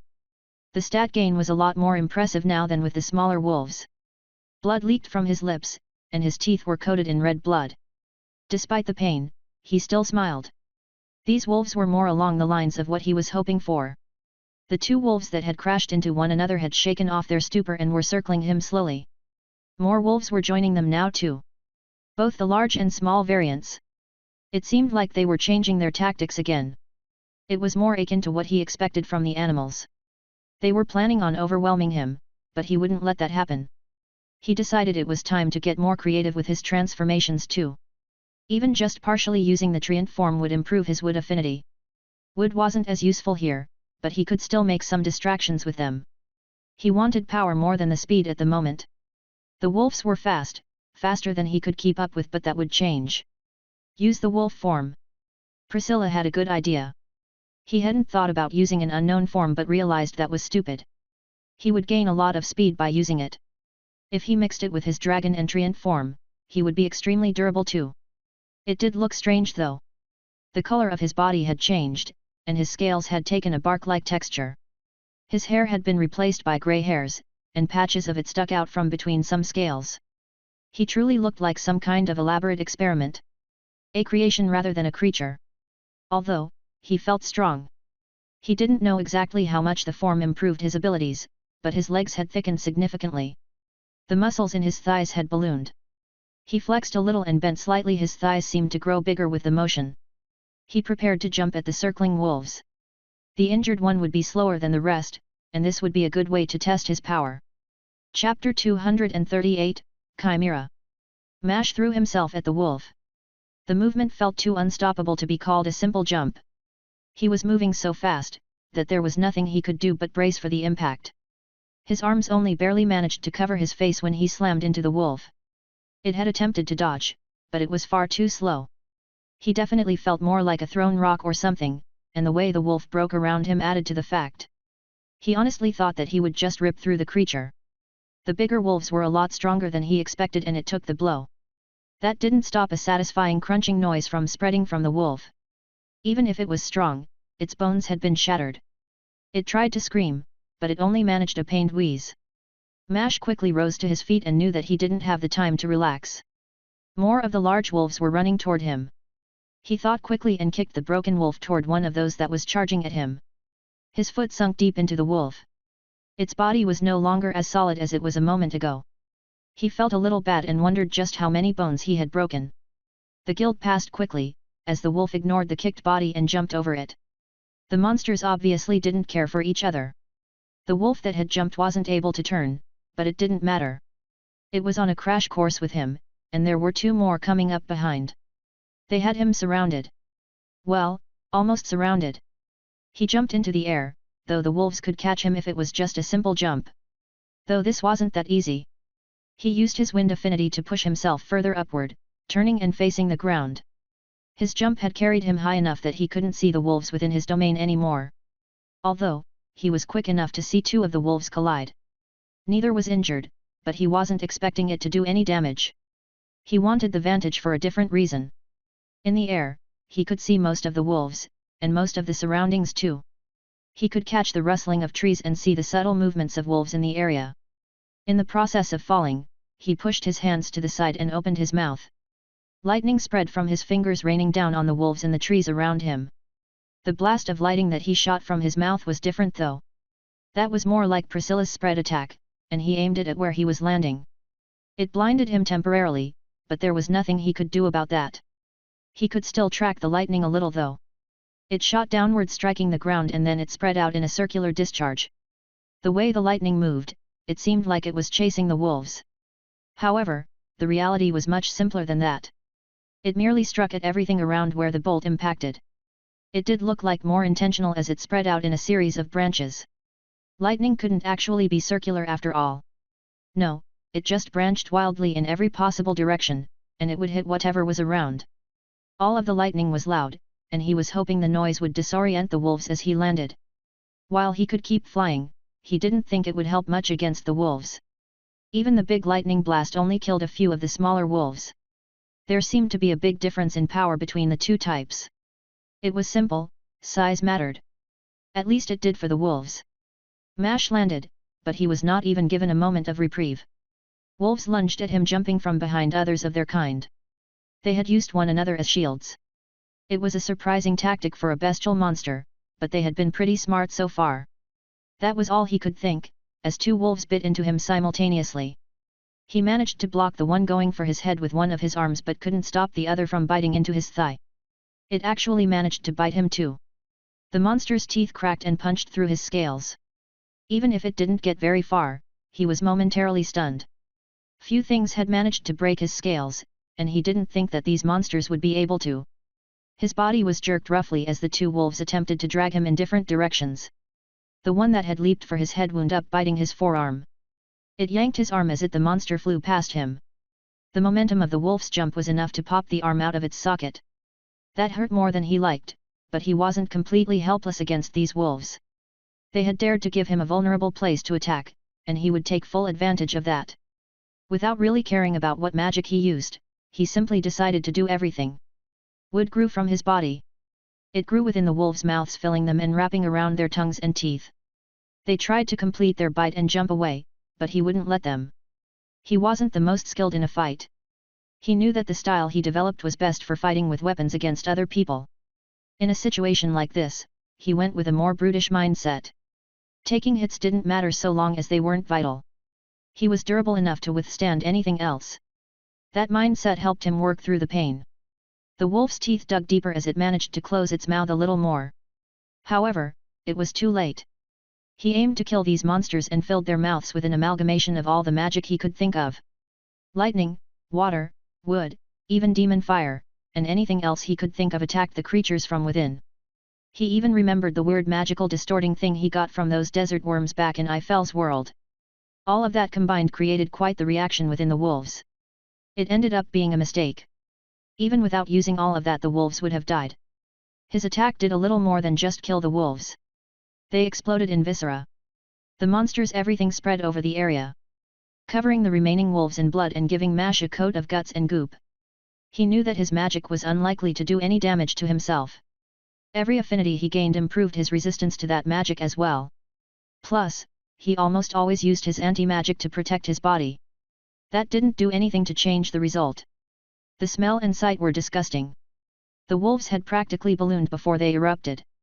The smell of burnt intestines was also terrible, and most of the splatter had hit him directly. At least most of the pain was gone. The attack also didn't leave any corpses for him to devour, and it made him vulnerable to the other monsters. It was dumb, and a dull reminder to control himself. While experimenting with his magic like that was fun, it was excessive. He should be fighting more efficiently, otherwise, he would build some bad habits, and he knew that he already had plenty of those. The attack did stall the remaining wolves' response. Mash looked over them and realized that they seemed significantly more apprehensive now. It was probably rather intimidating to see your own kind explode like that. Mash was pleased to feel the rush of a level up. He waited for a response from the monsters but realized that he would need to take the initiative. It seemed like the monsters were deciding whether to continue the fight or not. He didn't give them the time to think, and finally felt a rush of stats as Hunt triggered. The stat boost would let him do more than just keep up with the wolves. What he wasn't expecting was his arm to reset itself, and the wound on his leg closed too. It took Mash a second to realize what had happened, but it was when vision returned to his eye that he realized what exactly was happening. Mash met eyes with Luke and remembered that he could use his magic remotely now. In the future, he should fight within Luke's line of sight. Especially in difficult fights. The ability to receive such high-level healing in the middle of a fight was huge. It would definitely be better than anything he could manage, even if he picked up a healing affinity of his own. The healing of his injuries washed away any hesitation of his own. He took another jump at the wolves, this time he aimed for the densest pack. There were 5 of the larger wolves there, but he would cut that number down in one attack. Closing the distance in an instant, he plunged his clawed hand into one of the wolves. It yelped, clearly unprepared for the sudden shift in Mash's strength and speed. His hand easily dug into the wolf's side. The fur and muscle were not able to stop him anymore. The monsters were still durable though, and it tried to snap at him. He didn't let and moved his hand within the wolf's body. Blood gushed out of the wound. He was already covered in blood, so it wasn't like it would do anything. Mash focused his strength and tore his hand out of the wolf. It was going to die soon. Mash understood that his physical abilities were better suited for this fight. The wolves seemed to have some natural resistance to magic. However, his magic wasn't completely useless, and the bonus stats from Hunt didn't just apply to him. Priscilla also got significantly stronger when his skills were activated. Imitations of Priscilla started pouring out of his body, intercepting the wolves that attempted to bite him. All the wolves except the one in his hand had taken the opportunity to lunge at him. Nearly all of them were met by a wooden imitation of Priscilla. His imitations were looking more and more real, and he couldn't really distinguish these from Priscilla's real bodies. Priscilla hadn't been doing much in the fight thus far. She had warned him about some attacks and was helping him keep track of all of the wolves, but she could do more. Without a second thought, he handed over control of all the imitations to Priscilla. He didn't stop making them either. Even with the boosts, they wouldn't be able to beat even the smaller wolves alone. Although he wasn't planning on leaving them alone. He made imitations continuously. They just poured off him like sweat while he kept fighting with the larger wolves. The battle was quickly growing more chaotic. Dozens of snakes poured off him, many getting destroyed before they could grow to full size. Meanwhile, he was busy dodging and blocking the larger wolves. Even with his bonuses, he only matched the wolves' speed. Their speed was unbelievable. He was worried for the others but knew that Jill and Red were probably fine. Honestly, the wolves probably didn't have a method for hurting Red. Unless the wolves had a way to stop Jill from teleporting, then she would be able to escape any attack. Even if the larger wolves got involved. Mash was most worried for Luke. Although he could heal most injuries. There were a lot of wolves though, and the others would eventually run out of mana. He was surprised to see one of the larger wolves finished off the one he had injured. Were they stopping him from gaining levels? They were that intelligent? That was worrisome. It might be a good idea to come up with an escape plan soon. Chapter 239, Pack Leader. Mash paused his contemplation on an escape plan when he noticed something more interesting. Well, it was more interesting to him. There were 2 wolves that were even larger than the rest. If the biggest wolf so far had been the size of a large horse, these were more like enormous bears. Their fur was an even darker shade of grey, and they didn't even bother blending with the snow. They were too large and discolored to blend into the environment. The size of the creatures, and the way that the smaller wolves surrounded them made them seem like leaders. He guessed that was exactly what they were. He wanted to fight them but didn't know what would happen if he did. The plan they had was to return to this place over the course of the next few days. Even if they weren't planning on fighting wolves the entire time, he was worried that killing the pack leaders would cause the wolves to avoid them. Mash was weighing his desire to fight the obviously stronger monster with the steady stream of levels that the wolves' existence would offer. Ultimately, he craved the fight more than the levels, just glad to be able to fight without worrying about the consequences. Plus, the larger wolves looked like they were hoping for a challenge as well. At least, it looked like that to him. The wolves around him had returned to circling him. Mash wondered if they were receiving orders from the 2 largest ones but didn't know if that was a thing. He decided in an instant what he wanted to and bent slightly. He prepared for another jump, this time he was planning on using his wind affinity as well. His instincts told him that the size of the monsters correlated directly with their speed and strength. That made him think that he would need a lot more speed and power behind his movements if he wanted to hurt the wolves' leaders. He was practically a blur himself and was easily as fast as he had been when he was flying in his wyvern form. Even if he wasn't flying, he had kicked off the ground with enough force that he didn't touch the ground again. He aimed at one of the 2 largest wolves. It reacted to his movement though and attempted to tackle him in return. The impact was loud and threw snow off of both of them. Mash had been covered in wolf blood and smeared it on the monster in the impact. The noise of bones breaking did not escape his ears, and pain shot through his arms. He had held them up to cover his face, but they had broken in the impact.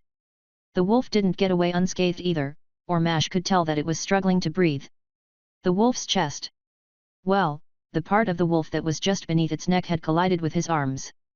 Mash was surprised at how muscled that section was, but it had felt like he had collided with a mountain, albeit one with fur. His arms were broken in several locations, but the pained wheezes that the wolf was giving made it worth it. The wolf was unable to breathe, and he wasn't going to give it the time to recover. They had rebounded off one another a little from the impact. He managed to land on his feet and ignored the pain in his arm to swing at the same location. He used wood to form a cast around his forearm but left his claws unaltered. They would hopefully be able to tear into the wolf's flesh.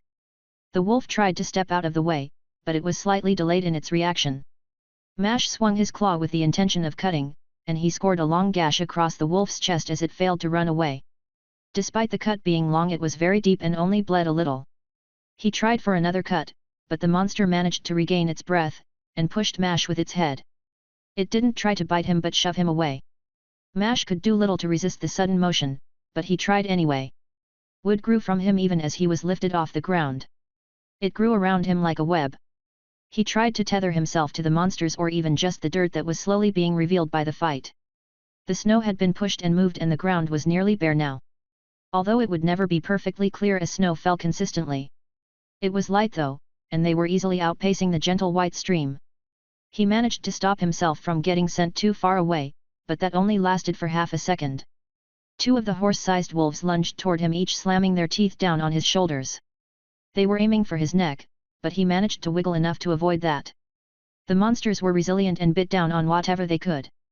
In this case that meant his shoulder. Well, it was more than just his shoulders. Their mouths were big, and he could feel the teeth digging into his back. It was strange, they seemed stronger now and their teeth managed to bite through his scales. Thankfully they couldn't fully bite through him, and this tactic made them vulnerable.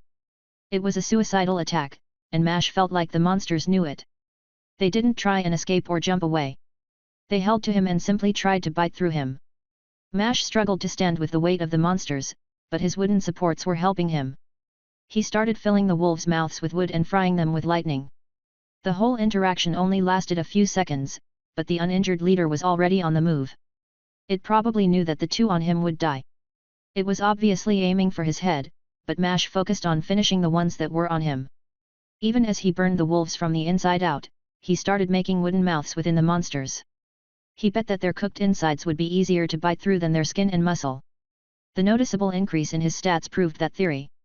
The bigger wolf had recovered from any damage now and was running at him.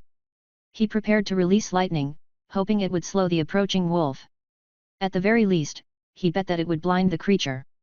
The wolf closed the distance in less than a second, its jaws opened to tear off his head. Mash retaliated himself. He cracked his mouth open, as he released a blast of lightning from it. With all of his bonuses, he was able to put a lot of power behind the blast. He imagined himself as a dragon, and that was exactly what this attack represented. It came out in a single bolt, the very seemed to vibrate as it left him. The wolf was moving too fast to change directions, but it didn't seem to want to either. The leader was going for the kill, and it would accept the attack to it. Neither he nor the monster was prepared to see Jill wink into existence beside him. She touched him, and the world shifted again. He was now above the dashing wolf, his attack released like a true bolt of lightning. It struck down in an instant, the roar of thunder that followed truly made him feel like a dragon. Even with all of the wolf's speed, it wasn't prepared to deal with someone who could glimpse into the future, and it wasn't faster than lightning. The pierced the wolf like a spear, and Mash could almost feel the attack ripping through its body. He didn't feel the rush of a level though. Still alive. Jill looked uninjured, though her clothes had some cuts on them. He guessed it was probably from the wolf's fur. The lack of injuries meant that she wasn't struggling very much, though it was hard to tell. With her skill set, her fights would be one-sided. Until she ran out of mana, and he knew that she must be running out now. Mash tried to shout the words, but he only managed to mutter them with fervor. He coughed a little afterward. His attack had expended all of his breath and heated the air around his mouth. The hot air didn't feel good in his throat. Mash didn't get a reply, and he realized that he wasn't really able to hear all that well. The thunder must have damaged his ears, and Jill was probably just as vulnerable to it. Wolves had good hearing, right? Mash looked over the battlefield and was pleased to see several disoriented wolves. Much of the snow had melted too, and he realized how muddy the ground was. The snow made for surprisingly good footing, and he bet that the mud would confuse the monsters. He needed to attack again, preferable to the one he had just hit with lightning. This would be his best chance to get a good hit in. Jill seemed to recognize that too, and she released him. Falling onto the wolf, he saw that part of its fur was gone. Black streaks covered its body. It was burned badly but was already recovering. The monster's physical abilities were truly incredible. Simply falling would be too slow, so Mash used his wind affinity to push himself down faster. His forearms were definitely broken, but he used wood to keep them steady. It was basically like making splints for himself. They helped him keep his claws pointed toward the wolf. Mash fell onto the wolf, which was still recovering from the lightning and thunder. It seemed like these monsters were struggling more with the noise than power. He was trying to keep his vision wide as there were many wolves beneath him. Because of that, he noticed Jill appearing beside the other leader, her javelin in hand. He landed on the wolf, his hands dug into the monster but didn't go as deep as he wanted to. It was enough though. Wood grew from around his claws, extending as far as they could within the wolf. He was on its back, and he did something rather bestial. He fully used his bonus stats and bit into the wolf. His teeth changed, sharpening into points designed to rend flesh. He got a mouthful of fur and skin, which almost made him gag. Even if his skill let him, eating fur was not a pleasant experience. He bore with it and the excessive shaking as the wolf tried to remove him forcefully. It was basically thrashing about like a fish. The wood gave him a good hold of the monster though. He took another bite, this time getting a mouthful of actual flesh. It wasn't all that bad. He didn't like the texture much, but the flavor was pretty good. He didn't know how to describe it other than meaty, and the blood probably didn't help with that impression. This was significantly better than the fur and it didn't scratch his throat nearly as much. The feeling of strength was a nice touch. It was his favorite part of the skill. It was like he got a second wind or something, and the rush was always exhilarating. It made him want to test his boundaries. Although with how he was currently positioned, he couldn't much more than continue biting the creature. He was eating a creature alive, that was a little horrific and even more disgusting, but he kept with it. It was working quite well. Chapter 240, Ears. Mash was covered in blood, and his mouth was full. It looked like he had jumped into a vat of paint, and his clothes were similarly dyed with the monster's blood. He paused as he noticed his body change.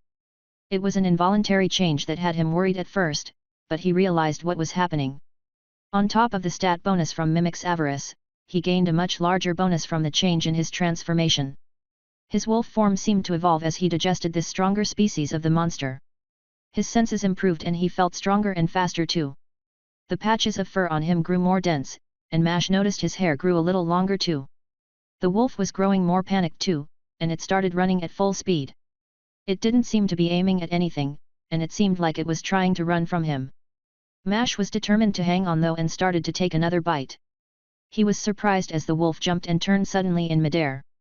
The movement caused Mash's head to jerk back, and then he felt his back crash into a tree. The wolf was strong enough to go through several trees with the same leap. Mash felt some air escape his lungs as he felt the pressure on him increase. The wolf wasn't running wildly, it was trying to use its speed to break his spine. These monsters were tenacious, but that also applied to Mash. Even though he couldn't take a proper breath, he bit into the exposed flesh of the wolf again. However, he took it a step further and released water and lightning from his body. The water affinity he had gotten wasn't particularly powerful, but he could at least produce the substance now. And that was enough as it made his lightning work a little better. The wolf only seemed slightly bothered by the lightning. In fact, Mash wasn't sure if he was doing more damage to himself or to the wolf. He decided to trust his own magic and kept at it. It was at least slowing down the creature. The longer the fight went, the better off he would be at the end of it. Every bite he took was empowering him further, and he could use chimeric reconstruction afterward to heal any injury. The wolf continued to thrash, flinging them both at trees and rocks. It was a desperate struggle, but Mash was more persistent than it was and eventually the monster slowed. It might have been blood loss, or maybe Mash had bitten something important, either way, the large monster gradually slowed. It wasn't a quick death, but a slow end, he imagined, a painful one. The monster had been eaten alive, which was a little ironic considering that was probably what the monster did to others. He felt the rush of a level up as the wolf collapsed. It simply sagged to the ground as if it had expended everything it had. Mash let out a relieved sigh and gasped in pain as his lungs strained with the air. They were likely bruised, and he definitely had some broken ribs too. That on top of his broken arm and damaged organs was excruciating. Despite all of that, he smiled a little foolishly. The levels were impressive, but he was more pleased with the new transformation. He finally had something that felt like it could compete with the stat gain of his dragon form. There was no chance the wolf was as strong as a dragon, but its stats were definitely far greater than its size would allude to. The dragons were as strong as they looked, but these monsters were way stronger than they looked. He guessed that ratio mattered just as much as the raw stats. This form would let him utilize his stats more, and he already wanted to see how it would mix with his natural state. He felt like all of his forms affected his human body. Well, he guessed his human body was just another form too in a sense. He wasn't technically a human anymore after all. He needed to recover from his injuries. While he wanted to save this wolf's corpse for later, he knew that he didn't have that privilege. The monster's rampage had deposited him well away from the rest of the fighting. He could easily find his way back. The broken trees and destroyed rocks left a pretty good trail for him to follow. His body wasn't in the condition to do it though. He let out a long sigh and grabbed the wolf. He activated its skill and tried to leave the fur alone. It was probably worth a decent amount. Chimeric reconstruction didn't work that way, and the whole creature was being absorbed into his arms. It seemed like he was sucking it up somehow, and he felt his body fix itself. The pain vanished as the monster's body dissolved. He wasn't able to save any fur, and the entire monster was gone. Its whole body had been absorbed, and it wasn't enough to completely heal him. His most severe injuries were handled, but he still felt some aches. His clothes had repaired themselves too. The cuts and stuff that the monster's fur had caused were cones now. There was still some fraying along the seams, but it looked fine. The skill was fast, and it was definitely useful for healing mid-combat, but he would be better off using inhuman hibernation to heal normally. Once the monster's body was gone, he turned and flew into the air. He flew toward where they had been fighting. The destroyed terrain revealed an easy-to-follow path. The flight was fast, and he was surprised to see that the wolves were still fighting. Jill had won her fight against the other leader, and it didn't look like any more of those had arrived. The remaining wolves didn't flee though. Instead, they seemed determined to throw their lives away and rushed at his friends. Luke was the only one who looked like he was hurt. His clothes were dyed with blood stains. The red splotches on his clothing made it hard to tell how injured he really was. Especially considering that he was able to heal most of his injuries. He seemed to be moving normally, so he was probably fine. Mash could see how the battle was going and knew the wolves would lose. They seemed to have lost all structure and were just aiming for killing blows. Mash decided to join the fray and aimed for the densest pack of wolves he could see. He landed with as much force as he could manage and released a burst of lightning as he did so. The snow around him melted from the heat, and most of the smallest wolves died in the impact. However, the medium-sized wolves ignored the damage and attempted to attack him. The lack of organization made them significantly less problematic, and he easily tore through the remaining wolves. Plus, he was much stronger now that the bonuses had been stacking for the entire fight. In terms of raw stats, he was probably 3 or 4 times as powerful as before. The rest of the fight went easily, and eventually, they were left with a plethora of wolf corpses. There were more than he needed or wanted. He planned on getting a variety of monsters and didn't want to fill his storage with the non-magical kind. He wasn't sure if he could use these for advancing his core, but he would try. He guessed that it would work, but he would wait until he grabbed something with magic before testing that theory. After breaking his skill, he decided to take as many precautions as possible before trying anything. He would also do it under Luke's supervision. Luke believed that he could heal him, but Mash wasn't so certain. The end of the fight caused him to fall to the ground. His body just gave out as Hunt ended. He was literally drained of energy. Thankfully he didn't need to be sitting for inhuman hibernation and started activating the skill while he lay on his stomach. Priscilla could still control the imitations, and she was dragging wolf corpses over to him. He left the ones in better condition alone for the moment. He would save those, but he did use his chimeric reconstruction on the more damaged ones. They helped him recover and it only took him a few minutes to heal completely. He was still covered in blood though and wanted to take a shower. The others were recovering on their own, though they had taken seats around him. He had an idea and almost used water to wash off the blood. Instead, he decided to just ask Red once she recovered. It would be a much more thorough clean if she handled it. He did have a funny idea and altered his body slightly before drawing attention to himself. Well, that was fun. Mash spoke and the others turned to look at him. He grinned at them, his alteration was displayed proudly. His teeth were sharpened as the wolves had been, and he even turned his ears to become more like theirs. Grey fur coated them as they sharpened a little. His hearing improved, and the change in his appearance made him look like a beastman. That was what he was going for. He was imitating Luke's features. The others didn't say anything and just stared at him. Their eyes were wide, but they didn't seem to find it as entertaining as he hoped. What are you doing? Beastmen aren't monsters. Luke sounded like he couldn't believe what he was hearing, and he was obviously disappointed. Mash immediately felt like an idiot. It should have been obvious to him, but he didn't consider it. What he had just done was very insensitive, and it wasn't really an appropriate joke. He knew better than that. He quickly returned his body to normal and apologized. I'm sorry. He didn't bother coming up with any kind of excuse. The joke had been inappropriate and more than a little stupid. Explaining any of the reasoning behind his action would only make it worse. Although, his transformation had obviously brought up a rather disturbing question. Mash had changed his race from one of his classes, and that might mean that beastmen also had their origins in the class system. It made him wonder about what would happen if he had children. They wouldn't be human. Would they even look human? The image of that fleshy abomination flashed into his mind. This time he didn't try shaking it away. It didn't bother him as much anymore. The conversation was killed with his apology, and everyone returned to their own recovery. Mash felt bad about what he had done and decided to distract himself with something else. He walked around collecting some corpses. He stored about 5 of the best wolves he could find and grabbed another 2 to make some dinner. He would cook the food for tonight. It was the least he could do for his stupidity. Did you already level? Mash was surprised to hear Luke. He spoke as soon as he stepped into Mash's domain. It seemed like he knew, or maybe he was just good at judging distance. It didn't really matter. Mash was glad to realize that Luke was doing fine. He didn't sound angry either. That was a relief. It took a second to understand what Luke had said. He proceeded to look away, as he had forgotten to check his status after the fight. After the stupid joke, he wanted to do something for the others. Cleaning up the wolves and preparing dinner had been the only thing on his mind. Luke must have recognized what he was thinking. I'm not really that mad at you. It just reminded me of something bad. I know you didn't mean anything by it. As far as Mash knew, Luke never lied.